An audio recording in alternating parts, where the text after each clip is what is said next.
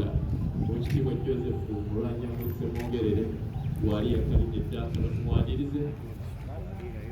omutere mukadde waffe Katikkiro Oweekitiibwa Daani Muliika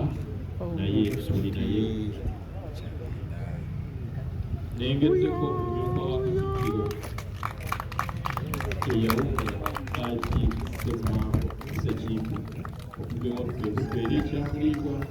Oweekitiibwa tusanyuse tukulabako nengedde ku Oweekitiibwa Haji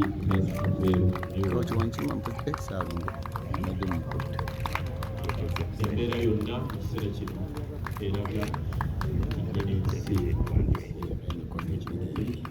era nsaba mu kiseera kino ssanyu tuli mutereevu CBS reform